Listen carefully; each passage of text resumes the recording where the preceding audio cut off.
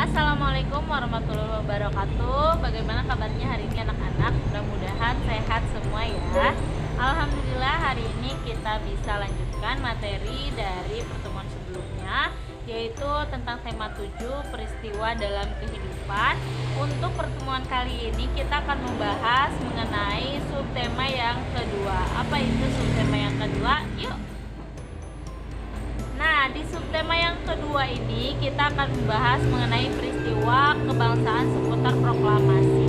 Jadi kalau di subtema pertama kita membahas tentang peristiwa yang terjadi ketika zaman penjajahan. Untuk di subtema kedua ini kita akan membahas mengenai peristiwa zaman proklamasi ya, atau detik-detik menjelang kemerdekaan Indonesia. Ada beberapa peristiwa yang terjadi. Yang pertama adalah pembentukan BPUPKI. Apa itu BPUPKI? Yaitu Badan Penyelidik Usaha-Usaha Persiapan Kemerdekaan Indonesia. Nah, Badan Penyelidik Usaha-Usaha Persiapan Kemerdekaan Indonesia atau yang disebut juga sebagai Dokuritsu Junbiko Sakai atau BPUPKI itu dibentuk oleh Letnan Jenderal Kumakichi Harada yang dibentuk pada tanggal 1 Maret 1945. Lalu yang kedua ada pembentukan PPKI ya, Panitia Persiapan Kemerdekaan Indonesia. Setelah BPUPKI dibubarkan ya pada tanggal 7 Agustus 1945, BPUPKI ini kemudian digantikan oleh PPKI atau Panitia Persiapan Kemerdekaan Indonesia, atau juga dalam bahasa lainnya Dokuritsu Junbi Inkai ya, yang diketuai oleh Soekarno. Lalu selanjutnya ada peristiwa Rengas Dengklok. Nah, pada peristiwa Rengas Dengklok ini golongan muda dan golongan tua ya itu tidak saling menyetujui bagaimana untuk pelaksanaan kemerdekaan Indonesia. Akhirnya secara nekat golongan muda menculik Soekarno dan Hatta ke Rengas Dengklok yang tujuannya agar mereka bisa fokus ya mempersiapkan kemerdekaan Indonesia tanpa terpengaruh oleh pikiran-pikiran lain sehingga kemerdekaan Indonesia bisa lebih cepat dilaksanakan.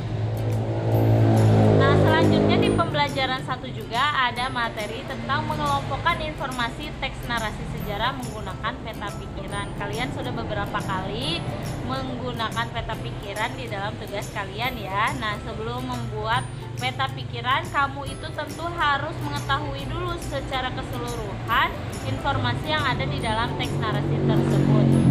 Jika kamu kesulitan, kamu juga bisa mempermudahnya untuk menemukan informasi dalam teks narasi tersebut ke dalam peta pikiran dengan menggunakan 5W 1H, yaitu apa, mengapa, siapa, di mana, kapan, dan bagaimana ya, yang kemarin sudah kita pelajari di subtema yang pertama. Lalu barulah setelah kamu mengetahui info-info yang ada di dalam sebuah teks narasi, kamu bisa menuangkannya ke dalam sebuah peta pikiran ya. Selanjutnya tentang perubahan wujud benda yang dapat kembali ya. Jadi wujud suatu benda itu bisa kembali lagi. Kalau kemarin kita sudah mempelajari perubahan bendanya itu bisa berubah. Nah, sekarang sudah berubah, mereka bisa kembali lagi ke wujud awal mereka. Contohnya, air yang membeku itu kan berubah ya dari air ke benda padat, yaitu menjadi es batu. Nah, setelah menjadi es batu ini bisa kembali berubah menjadi wujud awalnya, yaitu menjadi air kembali jika kamu simpan di tempat yang terbuka atau pada suhu ruang. Atau ketika kamu membuat es krim itu asalnya itu dari benda cair, kemudian dipadatkan dengan cara didinginkan ya. Nah, ketika kamu makan itu otomatis es krim tersebut kembali lagi di suhu normal, maka dia akan kembali ke wujud semula, yaitu berupa cairan. Nah, namun benda yang telah berubah wujud tersebut dapat kembali ke wujud asalnya dengan beberapa perlakuan ya.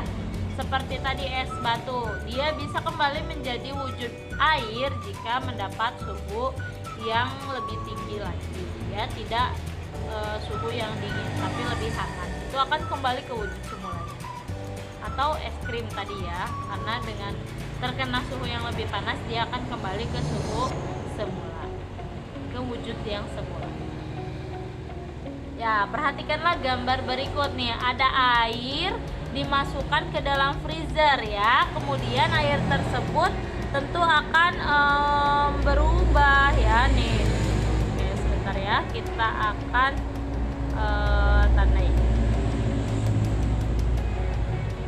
Nih, air ini ya yang ada di dalam wadah ini ya anak-anak, dia bisa berubah wujud setelah dimasukkan ke dalam es batu, ke dalam freezer, sehingga dia membentuk es batu.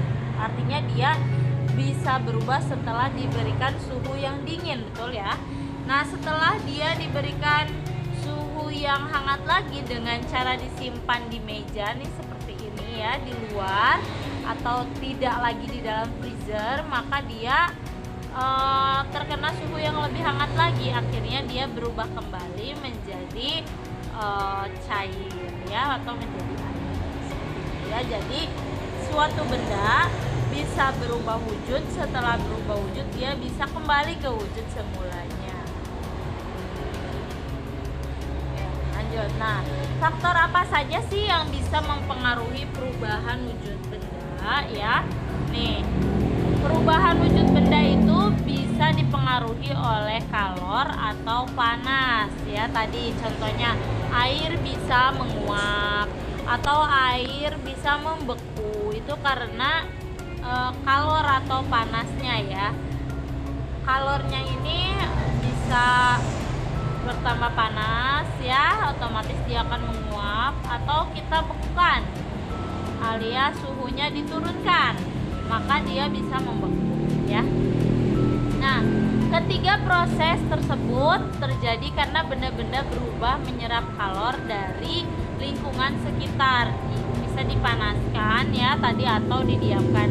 Kalau dipanaskan, es batu contohnya di gambar tersebut ya, ada es batu itu menyerap kalor yang ada di wadah yang dipanaskan lalu akhirnya mencair ya. Nah, sementara itu proses membeku, mengkristal dan mengembun terjadi karena benda-benda yang berubah melepaskan kalor ke lingkungan sekitar ya, sehingga dapat berubah wujud. Kalau tadi mencair dia berarti menyerap kalor ya. Kalau dia membeku dia berarti melepaskan kalor, melepaskan suhu panas yang ada di dalam benda itu, sehingga dia suhunya menjadi lebih dingin ya. Itu salah satu faktor yang mempengaruhi perubahan wujud benda. Nah, selanjutnya ada mengemukakan kembali nih informasi penting teks narasi sejarah.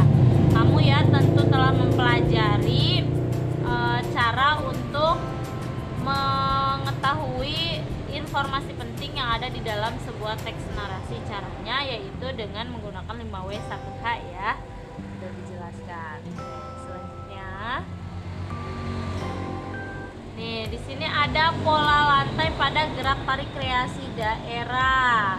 Nah, pola lantai itu apa sih? Pola lantai itu adalah perpindahan atau pergerakan posisi tarian yang dilakukan oleh penari dengan suatu pola ya. Nah, para penari menggunakan pola lantai agar apa? Agar tariannya bisa terlihat lebih menarik ya. Contohnya seperti ini. Kira-kira pola lantai apa ya? Kita lihat. Nah, yang pertama jenis pola lantai itu ada pola lantai vertikal seperti yang ada di gambar yang A ini ya. Nih, pada pola lantai vertikal ya, penari melakukan formasi dengan membentuk garis lurus dari depan ke belakang ya. Nih contoh Ibu di sini berarti membentuk garis lurus ke belakang. Kalau ada orang selanjutnya berarti ada di belakang Ibu ke sana. Nah, itu berarti pola lantai vertikal. Lalu yang kedua ada pola lantai horizontal ya. Kalau ini berjajar membentuk garis lurus tetapi berjajar ke samping ya. Contohnya ada tari saman dari Aceh. Kalau tadi yang pola lantai vertikal itu biasanya digunakan oleh tari Yosepan dari Papua ya. Nah, selanjutnya ada pola lantai melengkung nih, seperti yang ada pada gambar yang C ini ya. Nah, pada pola lantai garis melengkung ya, penari melakukan gerakan membentuk setengah lingkaran. Pada pola lantai ini banyak digunakan nih pada tari tradisional Indonesia. Salah satunya ada tari Rejang Dewa dari Bali. Lalu yang selanjutnya ada pola lantai berbentuk diagonal ya, yaitu penari melakukan gerakan menyudut ke kanan atau ke kiri ya. Contohnya ada di tari Bedhaya Ketawang yang menggunakan pola lantai menyerupai pesawat terbang, jadi miring dari ujung ke ujung ya. Oke, selanjutnya nih ada materi pada pembelajaran ketiga tentang mengidentifikasi teks narsis secara melalui pertanyaan. Nah, ini masih sama ya, pokoknya kalau mengidentifikasi informasi kuncinya itu dengan menggunakan 5W1H ya, atau dengan menggunakan kata tanya apa, siapa, di mana, kapan, bagaimana, dan mengapa ya. 5W1H ini. Masih di pembelajaran 3, ini ada peristiwa-peristiwa heroik ya setelah kemerdekaan, yaitu peristiwa pada tanggal 10 November 1945. Nih, pada tanggal tersebut ya meletus pertempuran sengit antara tentara sekutu dan rakyat Surabaya. Salah satu pemimpin barisan benteng yaitu Bung Tomo berpidato berapi-api dan membakar semangat rakyat Surabaya saat pertempuran tersebut ya pada tanggal 10 November 1945. Selanjutnya nih pada tanggal 20 November 1945 sampai 15 Desember 1945, hampir 1 bulan ya, terjadi pertempuran Ambarawa ya di Jawa Tengah.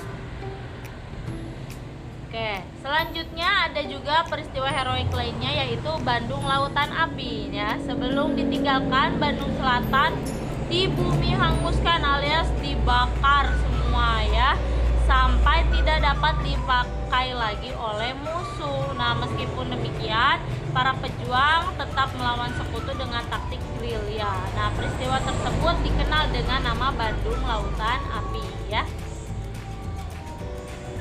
Oke, selanjutnya ini tentang Bhinneka Tunggal Ika dalam hidup bermasyarakat. Apa sih artinya Bhinneka Tunggal Ika? Ada yang tahu? Kalau yang tahu komen di bawah ya. Bhinneka Tunggal Ika itu memperlihatkan keberagaman masyarakat yang ada di lingkungan sekitar ya. Dengan adanya kita bermasyarakat di tengah-tengah masyarakat yang beragam, yang berbeda antara satu dan lainnya, baik suku, budaya, agama ya, kebiasaan, semuanya banyak yang berbeda, bahasa ya, asal daerah, kebiasaan, banyak yang berbeda. Bagaimana sih harusnya kita bersikap? Nah, dengan keberagaman di Indonesia seperti semboyan negara kita, Bhinneka Tunggal Ika, berbeda-beda tetapi tetap satu, maka kita harus tetap menjaga kesatuan kita walaupun kita berbeda. Bagaimana caranya? Yaitu dengan saling menghormati dan saling menghargai satu sama lain. Contohnya di situ ada korban bencana alam dan juga kerja bakti dalam membersihkan lingkungan ya. Nah, kita harus tetap sama-sama bekerja sama untuk saling membantu, saling menolong, saling menjaga lingkungan kita, walaupun kita itu dari budaya yang berbeda, suku yang berbeda, asal yang berbeda, adat yang berbeda, tetapi kita harus tetap teguhkan dalam hati kita tentang Bhinneka Tunggal Ika. Apa itu tadi Bhinneka Tunggal Ika? Ada yang tahu? Berbeda-beda tetapi tetap satu ya, yaitu satu Indonesia. Ya, di pembelajaran 4 ada proses pembentukan NKRI, Negara Kesatuan Republik Indonesia. Setelah dibubarkannya BPUPKI pada tanggal 7 Agustus 1945 ya, tadi dibentuk kemudian Panitia Persiapan Kemerdekaan Indonesia atau PPKI yang diketuai oleh Insinyur Soekarno ya. Nah, PPKI itu mempunyai beberapa tugas utama. Yang pertama, tugas dari PPKI adalah meresmikan pembukaan dan batang tubuh Undang-Undang Dasar 1945. Yang kedua, melanjutkan hasil kerja BPUPKI serta mempersiapkan segala sesuatu yang dibutuhkan dengan masalah ketenegaraan bagi negara baru, yaitu Indonesia, karena Indonesia sudah terbentuk menjadi sebuah negara, maka harus dipersiapkan bagaimana sebuah negara itu bisa berjalan. Nah, itu disiapkan lewat PPKI ya. Nah, untuk menjalankan tugas-tugasnya tadi ya, PPKI menggelar beberapa sidang. Sidang yang pertama tanggal 18 Agustus 1945 itu ada dua hasil, yaitu menetapkan dan mengesahkan Undang-Undang Dasar 1945, lalu memilih dan mengangkat Insinyur Soekarno dan Muhammad Hatta sebagai Presiden dan Wakil Presiden Indonesia. Yang kedua, sidang yang kedua tanggal 19 Agustus 1945 di PPKI ini membentuk 12 kementerian dan 4 menteri negara. Kemudian membagi wilayah Indonesia menjadi 8 provinsi. Saat itu ya, ada Provinsi Sumatera, Jawa Barat, Jawa Tengah, Jawa Timur, Sunda Kecil, Maluku, Sulawesi, dan Borneo yang dipimpin oleh seorang gubernur. Selanjutnya ada sidang pada tanggal 22 Agustus 1945. Pada sidang tersebut PPKI ya membentuk Komite Nasional Indonesia atau KNIP sebagai pembantu presiden sebelum lembaga-lembaga negara sesuai Undang-Undang Dasar 1945 terbentuk secara resmi. Lalu yang kedua, membentuk 3 badan sebagai wadah perjuangan, yaitu yang pertama Komite Nasional Indonesia atau KNI, Partai Nasional Indonesia atau PNI, dan BKR, Badan Keamanan Rakyat, yang memiliki tugas menjaga keamanan dan ketertiban umum di bawah koordinasi KNI ya.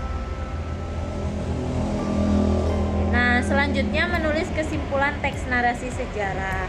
Kalau sebelumnya kalian sudah mulai membuat atau mencari informasi penting yang ada di dalam teks narasi, kalian juga bisa menyimpulkan kesimpulan dari teks narasi sejarah. Caranya bagaimana? Caranya kalian tinggal ambil ide pokok dari setiap informasi penting yang kalian dapat, lalu kalian buat kesimpulannya dari ide pokok tersebut. Nah, selanjutnya ada unsur-unsur kebudayaan suku bangsa di Indonesia. Apa saja sih kebudayaan yang ada di suku-suku Indonesia? Nah, di dalam kebudayaan-kebudayaan tersebut terdapat unsur-unsur bahasa, ras, suku, budaya, dan agama yang membentuk suatu kebudayaan suku bangsa Indonesia. Dan kebudayaan tersebut itu tentunya akan berbeda-beda di setiap suku atau setiap budaya Indonesia ya, sehingga Indonesia memiliki keberagaman kebudayaan Indonesia. Nah, unsur-unsur tersebut antara lain yang pertama, kepercayaan. Indonesia ini memiliki 6 agama dan juga menjamin kebebasan masyarakat untuk memeluk agama atau ibadah sesuai keyakinan masing-masing. Ada yang Islam, ada yang Kristen, Buddha, Hindu, dan Konghucu ya. Nah, Indonesia membolehkan mau memeluk agama yang mana, bebas, dan kita semua harus saling menghargai antara satu dan lainnya. Lalu yang membentuk kebudayaan Indonesia yang berbeda itu juga dikarenakan mata pencaharian. Setiap orang di Indonesia biasanya tentu berasal dari berbagai macam wilayah ya. Nah, dari wilayah yang berbeda-beda ini akan membentuk mata pencaharian yang berbeda pula. Contohnya, orang yang berada di dekat pantai. Tentunya mereka akan memiliki mata pencaharian seperti nelayan atau saudagar ikan dan lain sebagainya. Berbeda halnya dengan rakyat yang ada di pegunungan, mereka bisa bercocok tanam, ya, berkebun dan lain sebagainya. Nah, itu akan membentuk pula kebudayaan rakyat Indonesia yang berbeda, ya. Lalu ada teknologi dan peralatan. Nah, pada perkembangan teknologi dan peralatan di Indonesia ini semakin beragam, semakin kreatif, itu juga akan membuat budaya di Indonesia pun semakin beragam juga, ya, dengan perkembangan budaya, dengan perkembangan teknologi dan peralatan yang ada di Indonesia ini. Itu akan membuat kebudayaan yang ada di sekitarnya, kebudayaan rakyat Indonesia menjadi beragam juga. Lalu ada kesenian nih. Kesenian itu apa sih? Kesenian itu hasil ciptaan manusia yang berkembang dan disesuaikan dengan budaya masing-masing. Contohnya di Indramayu ada kesenian apa saja. Nah, itu akan berbeda dengan di daerah yang lain, ya. Lalu pengetahuan. Nah, pengetahuan juga bisa menyebabkan budaya masyarakat berbeda-beda karena mereka memiliki suatu cara untuk mengatasi masalah atau kesulitannya pun berbeda-beda dengan sesuai pengetahuan. Lalu bahasa daerah, ya. Nah, bahasa daerah ini juga membentuk suatu kebudayaan yang berbeda di tiap wilayah Indonesia. Oke, selanjutnya ada gerak pola lantai dalam tari tradisional, ya. Tadi, ya, kesenian itu merupakan salah satu budaya di Indonesia dan salah satu kesenian adalah tarian. Sedangkan tarian di Indonesia itu ada banyak sekali, ya. Nah, seni tari ini biasanya menggunakan media utamanya, ya, tentunya adalah gerakan tubuh, ya, dan gerakan tubuhnya ini menggunakan variasi pola lantai yang bisa berbeda-beda. Nih, contohnya ada tari kancet dari Kalimantan, ada tari cakalele dari Maluku, ya. Nah, tari-tari daerah di atas atau tari-tari daerah tersebut itu semua tentang kepahlawanan, ya. Nah, kalau tari kancet itu menggunakan pola lantai lurus ke samping, ya, ke samping seperti itu, ya. Sedangkan tari cakalele itu menggunakan pola lantai yang melingkar. Kalian bisa lihat di sini nih, lurus seperti ini, ya. Sedangkan kalau yang cakalele itu melingkar, ya. Nah, ini sebagai bentuk pola lantai yang berbeda-beda dan untuk menarik juga para penonton, ya. Nah, pola lantai juga itu biasanya disesuaikan dengan irama lagunya, ya. Nih, salah satu tarian tradisional Indonesia adalah tari jaran kepang. Tari jaran kepang itu merupakan tari yang berasal dari daerah Jawa. Biasanya ditampilkan bersama dengan reog Ponorogo. Nah, tari jaran kepang mengisahkan tentang rakyat yang sedang berperang untuk merebut kekuasaan dengan menunggangi kuda dan memegang senjata di tangannya. Jadi, beberapa tari daerah pun memiliki makna, seperti contohnya tari jaran ini, ya, memiliki makna yang menunjukkan bagaimana perjuangan rakyat untuk melawan para penjajah dengan menunggangi kuda. Oke, mempresentasikan informasi penting teks narasi sejarah. Mempresentasikan itu apa sih? Mempresentasikan itu artinya menyampaikan kembali informasi dengan bahasa kamu sendiri, ya. Nah, disampaikannya agar lebih mudah itu biasanya, ya, tadi, ya, dengan 5W1H. Dengan 5W1H ini kamu bisa lebih mudah untuk menyampaikan kembali informasi-informasi penting yang ada di dalam sebuah teks narasi. Oke, selanjutnya nih ada faktor yang mempengaruhi wujud benda. Kalau tadi, ya, karena perubahan kalor atau penyerapan dan pelepasan kalor, ya. Nih, yang kedua, kamu telah mempelajari bahwa pelepasan dan penyerapan kalor dapat mengubah wujud benda. Itu tadi yang pertama, ya. Nah, keduanya dapat terjadi dalam satu proses sekaligus. Misalnya pembuatan minyak wangi dari bunga. Ini juga bisa mempengaruhi perubahan wujud benda, ya, tadi, ya. Jadi ada penyerapan dan sekaligus dilepaskan kalor. Jadi intinya perubahan wujud benda itu bisa dipengaruhi oleh kalor ya atau suhu ya. Oke, nih perhatikan cara pembuatan minyak wangi ya nih. Yang pertama, saat dipanaskan air rebusan bunga akan menyerap kalor dan menaikkan suhu ya. Akibatnya air akan menguap nih. Air yang ada di sini dipanaskan, otomatis dia menyerap kalor dari api tadi ya. Setelah menyerap kalor, dia akan berubah menjadi gas ya. Nih ke sini dia akan masih menjadi gas. Ya, ini diberikan bunga ya. Nah, yang kedua nih ada proses yang kedua yaitu uap air yang terbentuk kemudian dicampur dengan air dingin nih. Dicampurkan dengan air dingin di sini. Yang ketiga di sini, hal tersebut menyebabkan uap air yang panas melepas kalor untuk menyeimbangkan suhu sehingga terjadilah proses mengembun ya. Jadi di sini tadi ada uap panas lalu dicampurkan dengan air yang dingin akhirnya mengembun ya. Nah, hasil dari embunan uap air tersebut yang disebut dengan minyak wangi. Berarti di sini ada proses penyerapan kalor dan proses pelepasan kalor. Nah, ini menghasilkan minyak wangi ya. Ini berarti ada double ya, pelepasan dan penyerapan kalor. Itu juga mempengaruhi wujud dari benda. Oke, menentukan informasi penting teks narasi sejarah ini sama ya dengan menggunakan 5W1K.